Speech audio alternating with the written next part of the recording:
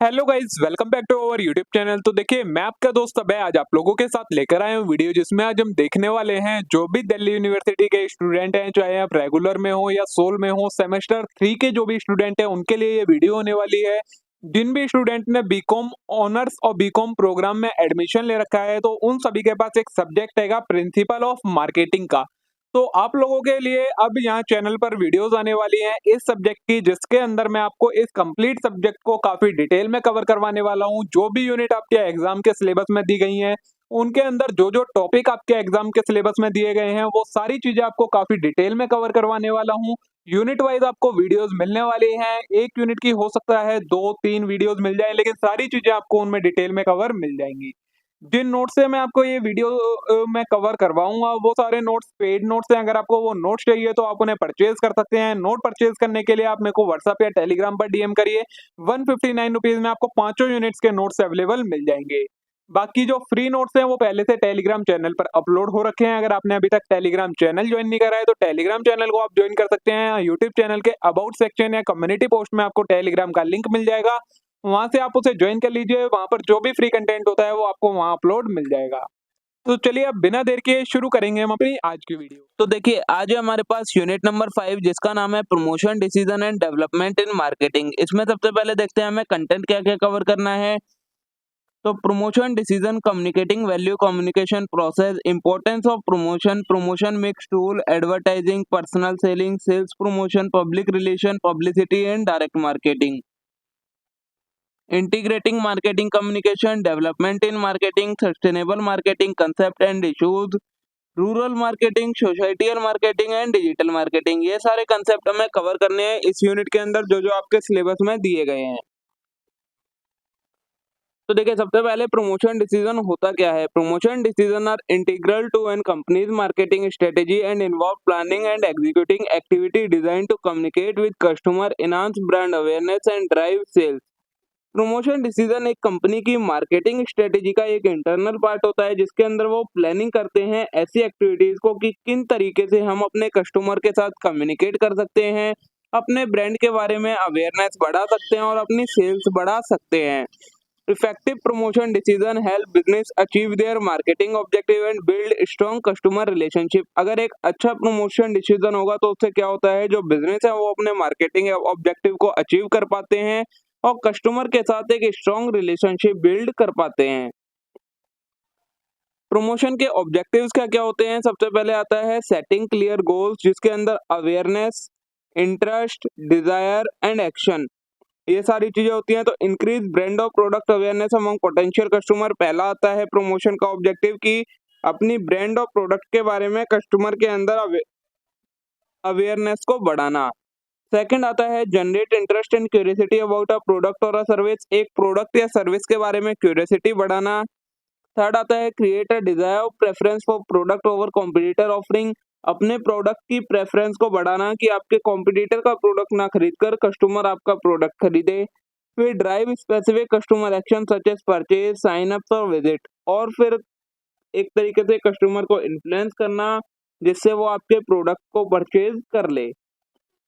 ये प्रमोशन के आपके ऑब्जेक्टिव होते हैं। नेक्स्ट टॉपिक आता है हमारा कम्युनिकेशन का प्रोसेस। ये आपने पहले पढ़ रखा है, इसमें कई सारी पार्टीज होती हैं। पहला होता है सेंडर। सेंडर कौन होता है? The sender is the party that start the communication process by encoding and delivering a message. Sender वो पर्सन होता है जो कम्युनिकेशन को स्टार्ट करता है, अपना एक मैसेज इनकोड करता है और उसे दूसरी पार्टी के लिए डिलीवर करता है। Develop and format the message to be communicated ensuring it align with intended purpose and audience, वो इस मैसेज को इस तरीके से बनाता है कि जिस लिए मैसेज बनाया जा रहा है वो पर्पस पूरा हो जाए और वो ऑब्जेक्टिव के साथ अलाइन करे। क्या क्या चीजों का उसे ध्यान रखना पड़ता है मैसेज डिजाइन करते समय। पहला, क्लैरिटी होनी चाहिए, मतलब मैसेज क्लियर होना चाहिए और अनएम्बिगियस होना चाहिए, मतलब किसी भी टाइप की उसमें एम्बिगिटी नहीं होनी चाहिए। नेक्स्ट आता है रेलेवेंस होनी चाहिए, मतलब वो मैसेज जिस पर्पस के लिए बनाया जा रहा है, ऑडियंस की जो नीड है उसे पूरा करने वाला होना चाहिए। थर्ड आता है क्रेडिबिलिटी, मतलब मैसेज ऐसा होना चाहिए जिससे ट्रस्ट और अथॉरिटी स्टेबलाइज हो जाए, जिससे मैसेज की इफेक्टिवनेस बढ़ जाए। ठीक है। सेकंड स्टेप होता है कम्युनिकेशन के प्रोसेस में आपका इनकोडिंग। इनकोडिंग क्या होता है? The sender translate thought and idea into a structured format that can be communicated. जो सेंडर होता है वो अपने थॉट और आइडियाज को एक स्ट्रक्चर तरीके से डिजाइन करता है एक फॉर्मेट में जिस तरीके से उसे कम्युनिकेट किया जाना है। Decide on method of communication, और साथ में किस मेथड से उस मैसेज को डिलीवर करना है ये भी डिसाइड करता है। इसके अंदर किन किन चीजों का ध्यान रखना होता है? सबसे पहले लैंग्वेज एंड सिंबल्स की अप्रोप्रिएट लैंग्वेज और अप्रोप्रिएट सिंबल्स का यूज करना है ऑडियंस के लिए। फिर मीडियम सुटेबिलिटी, और एक ऐसे मीडियम को चूज करना है जो कि ऑडियंस की रीच में हो और आपके मैसेज कंटेंट को सपोर्ट भी करता हो। थर्ड आता है हमारा प्रोसेस का स्टेप मैसेज। मैसेज क्या होता है? The actual information idea being communicated. ऐसी एक्चुअल चीज जो कि कम्युनिकेट की जा रही है वो कहलाती है आपकी message. The organization and presentation of message. Message को एक अच्छे ऑर्गेनाइज और प्रेजेंटेड वे में डिजाइन करना है। The way the message is conveyed, किस तरीके से मैसेज देना है ये भी इसमें डिसाइड करा जाता है। क्या क्या चीजें ध्यान रखी जाती हैं मैसेज को डिजाइन करते समय? सबसे पहले कंसिस्टेंसी, मतलब आपको आपके मैसेज कंटेंट के अंदर एक कंसिस्टेंसी बना के रखनी है। उसके अलावा एंगेजमेंट, मतलब आपको मैसेज को एक अच्छे तरीके से क्राफ्ट करना है, डिजाइन करना है, जिससे वो आपकी ऑडियंस की अटेंशन ग्रैब कर पाए। ठीक है। फोर्थ स्टेप आता है हमारा चैनल। तो the vehicle through which the message is transmitted from sender to receiver. वो मीडियम जिसके थ्रू मैसेज सेंडर से रिसीवर तक पहुंचता है वो कहलाता है आपका चैनल। चैनल दो तरीके के होते हैं, personal channel, non personal channel. Personal channel क्या होता है? डायरेक्ट कम्युनिकेशन या वन टू वन कम्युनिकेशन जिसे हम कहते हैं। और नॉन पर्सनल में आ जाता है आपका वो मैसेज एक मास कम्युनिकेशन, मतलब मास ग्रुप को आपको डिलीवर करना है तो आप नॉन पर्सनल चैनल का यूज करते हैं। इसके अंदर किन किन चीजों का ध्यान रखना होता है? सबसे पहले इफेक्टिवनेस, मतलब एक ऐसा चैनल चूज करना है जो आपके ऑडियंस के लिए, जो आपकी टारगेट ऑडियंस है उसके लिए इफेक्टिव हो, सूटेबल हो। फिर एक्सेसिबिलिटी, आपको ये ध्यान रखना है कि वो जो चैनल है वो आपकी इंटेंडेड ऑडियंस के लिए एक्सेसिबल होना चाहिए। ठीक है। नेक्स्ट आता है हमारा स्टेप रिसीवर। रिसीवर कौन होता है? The receiver is the individual और group that receive and decode the message. जिस पर्सन को मैसेज दिया जाता है या जो पर्सन मैसेज को रिसीव करता है वो कहलाता है receiver. Provide response on feedback based on interruption of the message. अब वो जो रिसीवर है वो मैसेज को रिसीव करता है, उसे डिकोड करता है, और उस पर उसकी जो भी फीडबैक होती है, रिप्लाई होता है, वो रिप्लाई प्रोवाइड करवाता है। इसके अंदर किन किन चीजों का ध्यान रखना होना चाहिए? सबसे पहला अंडरस्टैंडिंग, मतलब रिसीवर ऐसा होना चाहिए जो मैसेज को समझ सके। और फिर एंगेजमेंट, मतलब जो रिसीवर है वो उस मैसेज को समझकर उस पर रिस्पॉन्स भी दे सके, ऐसा एक रिसीवर होना चाहिए। नेक्स्ट होता है डिकोडिंग। ऊपर अभी हमने एक वर्ड पढ़ा कि रिसीवर मैसेज को डिकोड कर कर समझता है। डिकोडिंग का मतलब क्या होता है? द रिसीवर इंटरप्रेट और translate the message into meaningful information based on their own perception, experience and concept. जो कंटेक्स्ट, जो रिसीवर होता है वो किस तरीके से मैसेज को इंटरप्रेट करता है अपनी खुद की परसेप्शन, एक्सपीरियंस और कंटेक्स्ट के अकॉर्डिंग, वो कहलाती है decoding. The way the message is perceived can be influenced by individual differences and बायस। अब एक पर्सन एक मैसेज को किस तरीके से इंटरप्रेट करता है, परसीव्ड करता है, वो किस चीज पर डिपेंड करता है? उसके अपने एक्सपीरियंस, कंटेक्स्ट वगैरह पर डिपेंड करता है। अब डिकोडिंग में क्या क्या चीजें ध्यान रखनी चाहिए? सबसे पहले क्लैरिटी। तो ये ध्यान रखना चाहिए रिसीवर को भी कि जो मैसेज डिकोड कर रहा है उसमें किसी भी टाइप की मिसअंडरस्टैंडिंग क्रिएट ना हो। और कंटेक्स्ट क्या होना चाहिए? मतलब जो रिसीवर है उसे किस लिए मैसेज भेजा गया है, उसका कंटेक्स्ट, बैकग्राउंड और एक्सपीरियंस को भी ध्यान में रखकर उसे इंटरप्रेट करना है। ठीक है। सेवंथ आता है हमारा फीडबैक। तो the receiver reaction on response to the message which can be verbal or non verbal, direct or indirect. Receiver message interpret करने के बाद उस पर रिस्पॉन्स देता है, चाहे वो वर्बल तरीके से दे, नॉन वर्बल दे, डायरेक्ट दे, इनडायरेक्ट दे, वो कहलाता है आपका फीडबैक।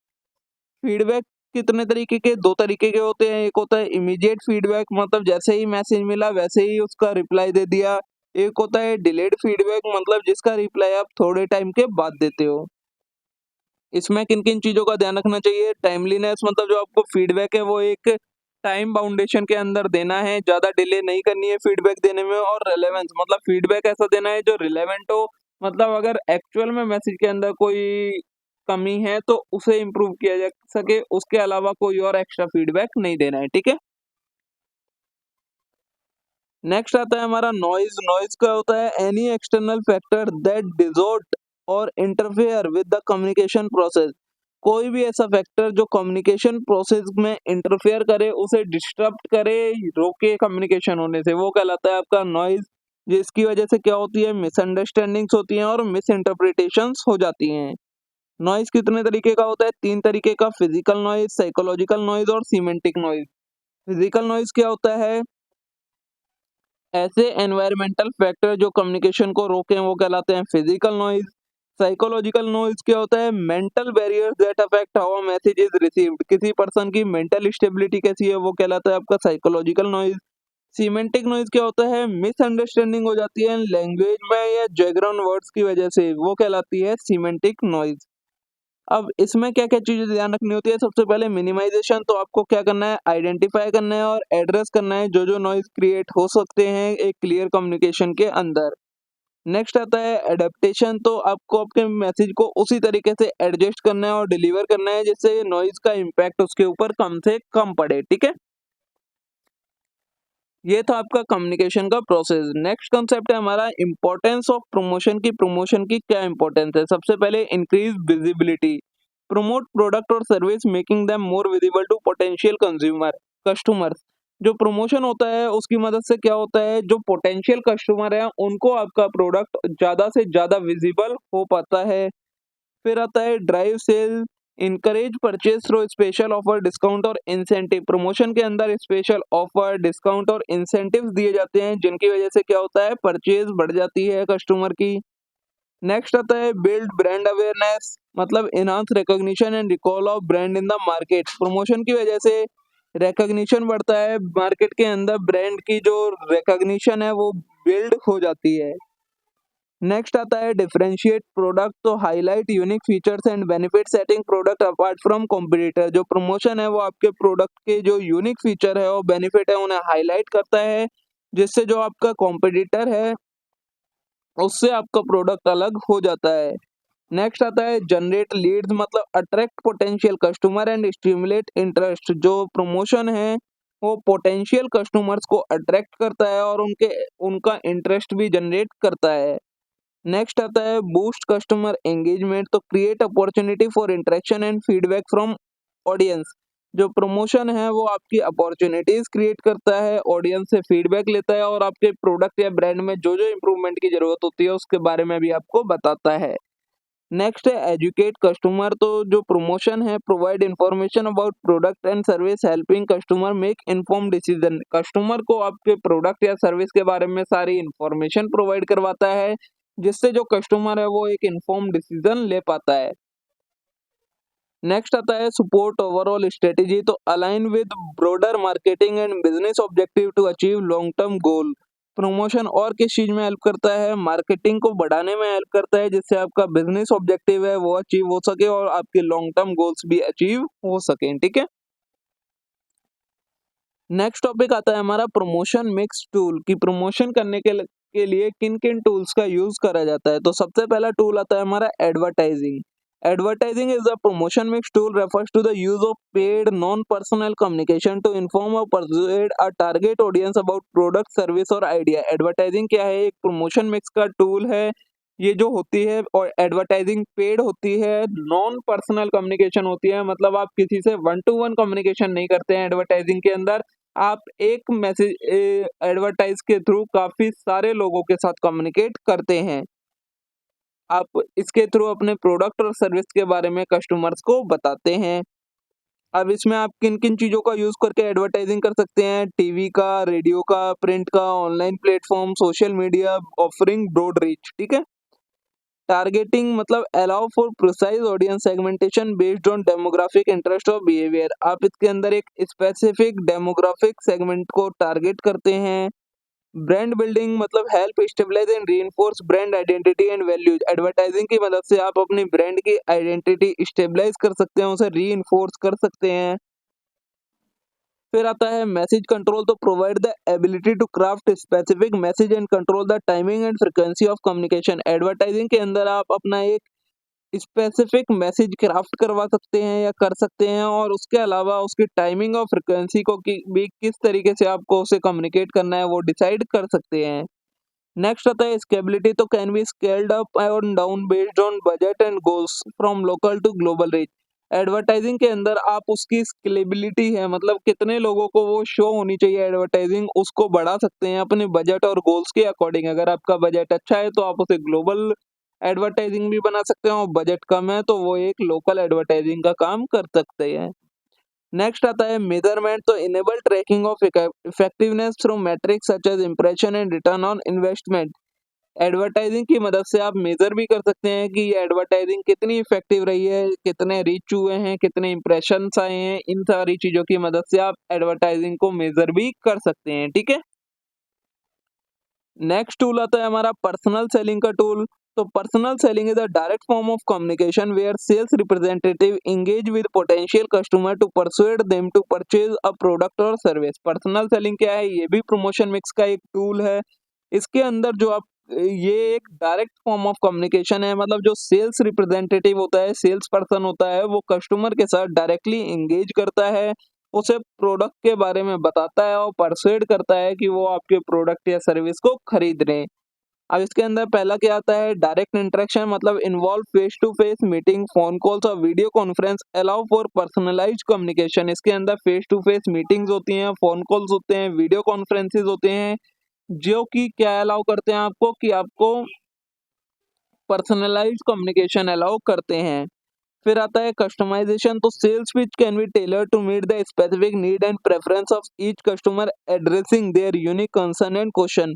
इसके अंदर आप कस्टमर्स के अकॉर्डिंग अपनी सेल्स को डिजाइन कर सकते हैं कि किस कस्टमर के लिए आपको किस तरीके से सेल्स स्ट्रेटेजीज बनानी है, और जो उनकी यूनिक कंसर्न्स हैं, उनकी जो क्वेश्चंस है, प्रॉब्लम है, उन्हें आप डायरेक्टली एक तरीके से कम्युनिकेट कर सकते हैं उनके साथ, और उनके जो भी क्वेश्चंस वगैरह हैं उनको एड्रेस कर सकते हैं।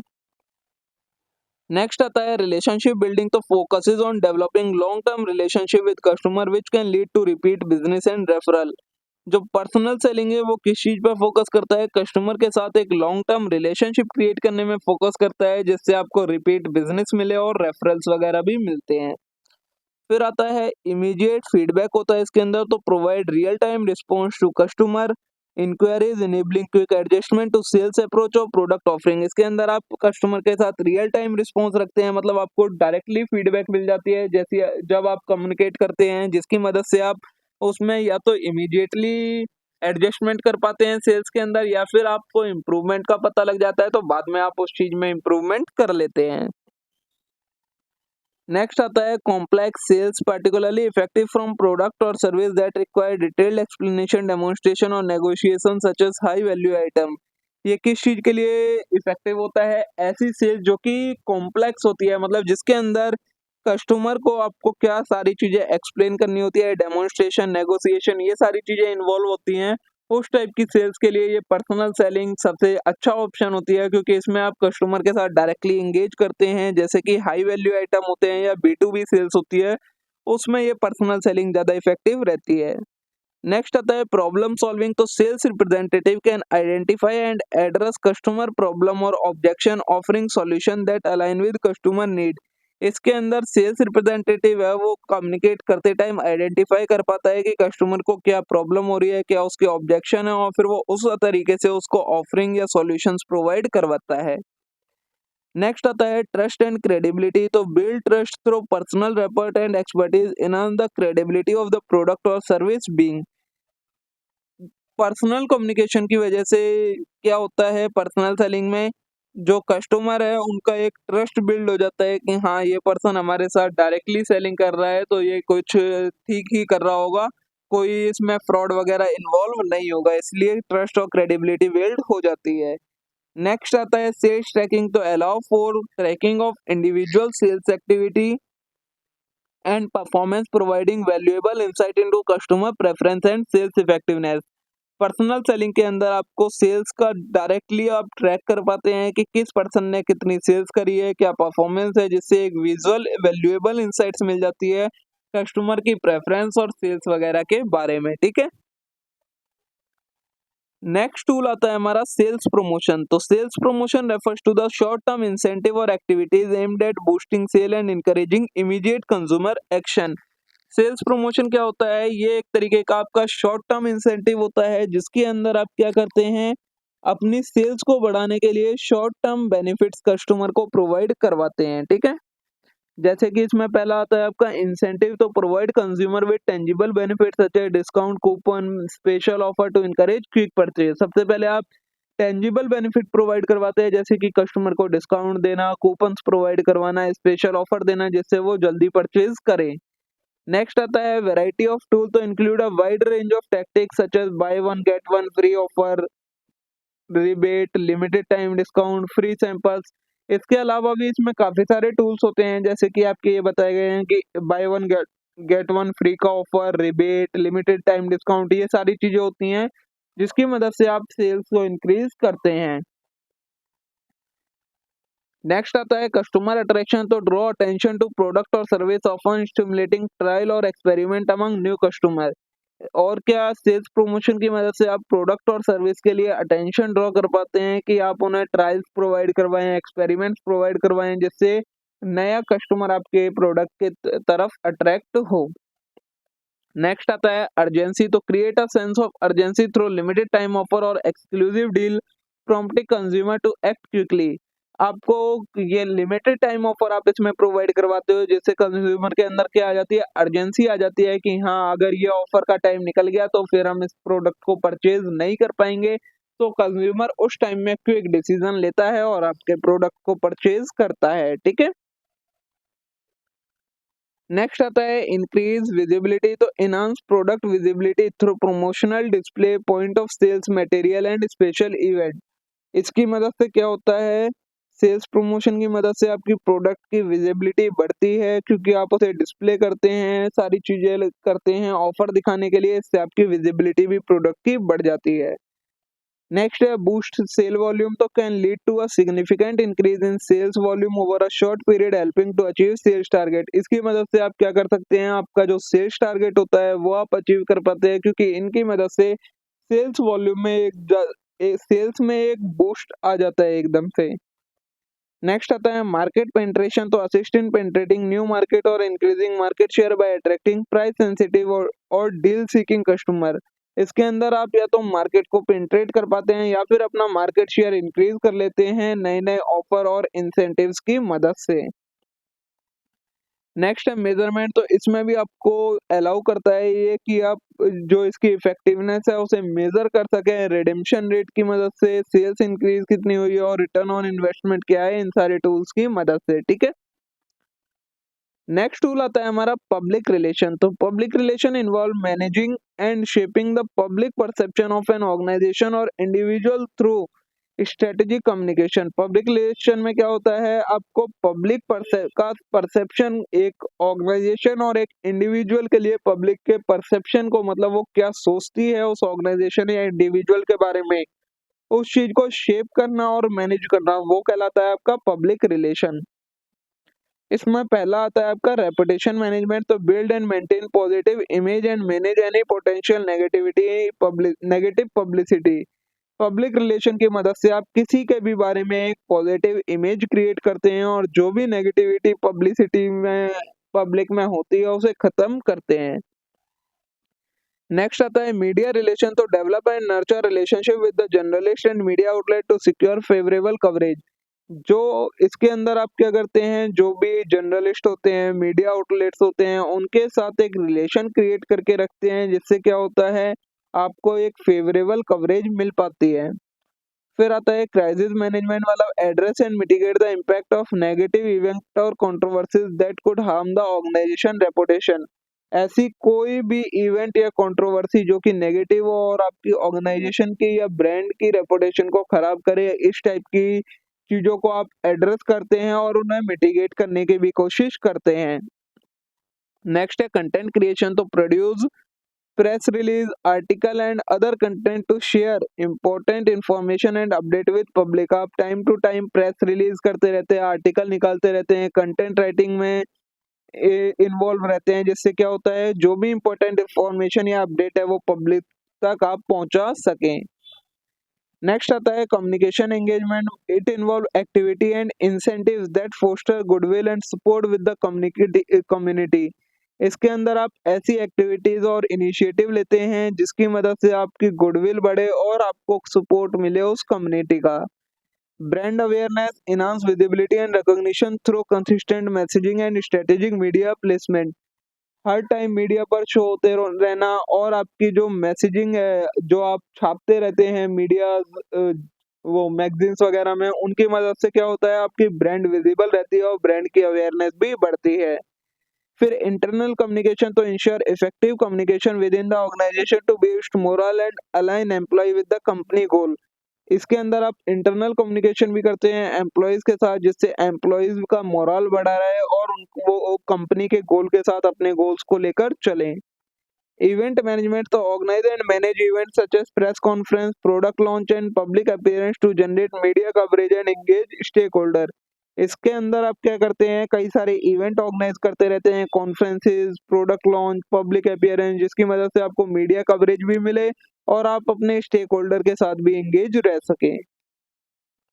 नेक्स्ट टूल आता है पब्लिसिटी। तो publicity involve gaining public visibility और awareness of a product, service और organisation through media coverage and other non paid means. Publicity में क्या होता है आप नॉन पेड तरीकों से या फिर मीडिया की मदद से क्या करते हैं अपने प्रोडक्ट, सर्विस और ऑर्गेनाइजेशन के बारे में अवेयरनेस बढ़ाते हैं, उसकी विजिबिलिटी बढ़ाते हैं, वो कहलाती है पब्लिसिटी।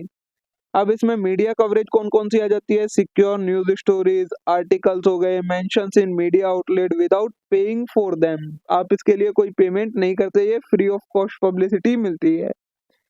नेक्स्ट आता है क्रेडिबिलिटी। तो often perceived as more credible than paid advertising because it come from independent sources. ये जो पब्लिसिटी मिलती है ये आपको इंडिपेंडेंट सोर्सेज से मिलती है, इनके ऊपर आपका कोई कंट्रोल नहीं होता है, जो इन्हें अच्छा लगता है वो आपके बारे में छापते हैं। नेक्स्ट आता है कॉस्ट इफेक्टिव। तो require less financial investment compare to paid media though can be resource incentive to generate. इसके अंदर आपको बहुत कम फाइनेंशियल इन्वेस्टमेंट की जरूरत पड़ती है।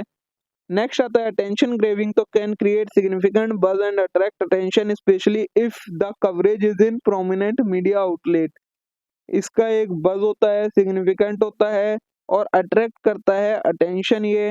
फिर आता है रेपुटेशन बिल्डिंग। तो enhance brand image and reputation through positive media stories and public mentions. यह आपकी ब्रांड इमेज और रेपुटेशन को भी इनहांस करता है। News worthiness. तो relies on news values of content such as unique event, achievement and timely issue. Reliable करता है जो भी इसे ये न्यूज छापता है उसके ऊपर, ठीक है। Crisis management and audience engagement, ये दो चीजें इसमें और होती हैं, इन्हें आप रीड कर लीजिएगा, इतना इंपॉर्टेंट ये नहीं है। इसके बाद आपका ये डिजिटल मार्केटिंग का कंसेप्ट है, ये प्रमोशन मिक्स के टूल में वैसे मैंने इन्वॉल्व कर दिया है, बाकी आपके बुक्स में अवेलेबल नहीं है, तो आप इसे चाहें तो इसको छोड़ भी सकते हैं, ठीक है। तो देखिए दोस्तों आज की वीडियो को हम यहीं तक रोकेंगे, इतना कंसेप्ट हमने कवर कर लिया वीडियो के पार्ट नंबर 1 में। आगे का जो भी कंसेप्ट है वो हम देखेंगे वीडियो के पार्ट नंबर 2 में। तब तक के लिए आप आज की इस वीडियो को लाइक करें, चैनल को सब्सक्राइब करना ना भूलें और अपने सभी दोस्तों के साथ शेयर करना ना भूलें। Thank you.